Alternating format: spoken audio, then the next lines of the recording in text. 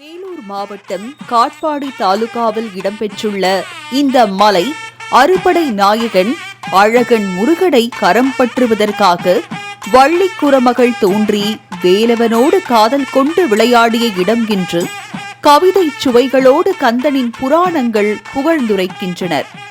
மலை முழுவதும் இன்பத்தென்றல் வீசி பசுமையும் அதில் மலர்ந்திருக்கும் வண்ண மலர்களும் கண்ணுக்கும் விருந்தாக காட்சியளிக்கிறது. புராதன சிற்பங்கள் கொண்ட வள்ளிமலை தமிழர்களுக்கான ஆன்மீக பொக்கிஷமாகவும் காதல் விளையாடிய பூந்தோட்டமாகவும் அரிய வகை மூலிகைகள் வனமாகவும் காட்சியளிக்கிறது.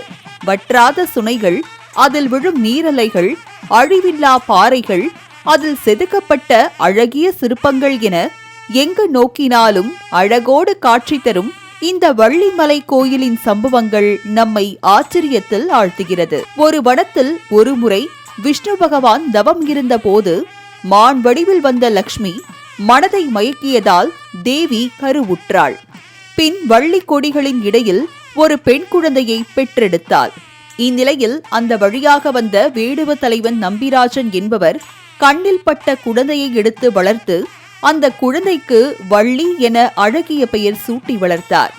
ஒப்பாரும் மிக்காரும் இல்லாத அழகு பெண்ணாக, சுதந்திரமான வன அரசியாக வள்ளி குரமகள் திணைப்புணம் காத்து வேடுவ மக்களுக்கு மட்டும் இன்றி வன விலங்குகளுக்கும் தோழியாக திகழ்ந்தார். தற்போது சரவண பொய்கை எதிரே இருக்கும் வள்ளி சன்னதி இருக்கும் இடத்தில்தான் முன்னர் வள்ளி பிராட்டி திருமாலை வணங்கி வழிபட்டு வந்தார் எனப்படுகிறது.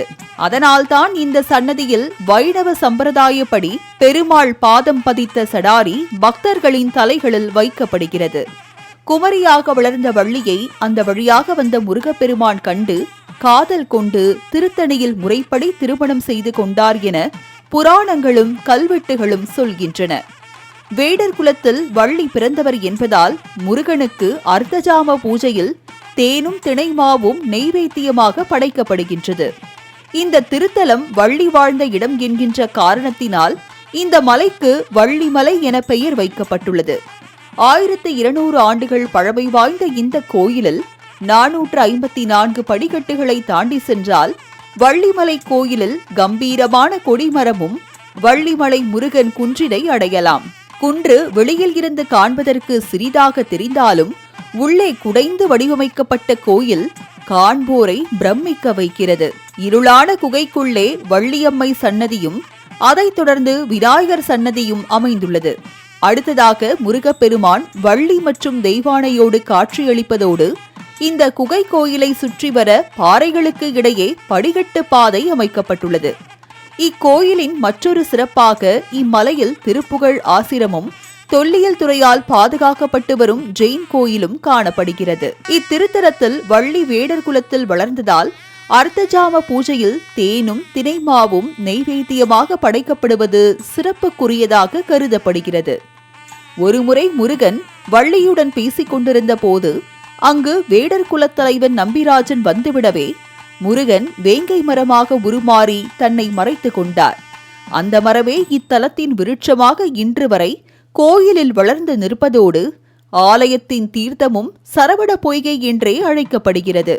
இங்குள்ள சரவண பொய்கை குளக்கரையில் உள்ள மீன்களுக்கு இந்த தேனும் திணைமாவையும் உணவாக இட வேண்டும்.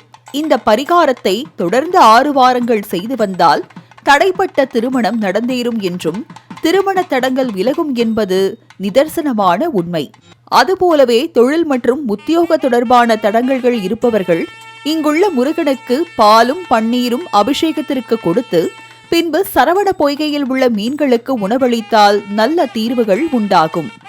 குழந்தை வரம் வேண்டுபவர்கள் இந்த வள்ளிமலை முருகன் கோயில் படியேறும் பொழுது யாசகம் பெற்று அந்த யாசகம் பெற்றதை முருகனுக்கு காணிக்கையாக செலுத்தி துலாபார வேண்டுதல் வைத்து வழிபாடு செய்தால் குழந்தை வரம் உண்டாகின்றது என்பது சூட்சும ஜோதிட பரிகாரமாக உள்ளது.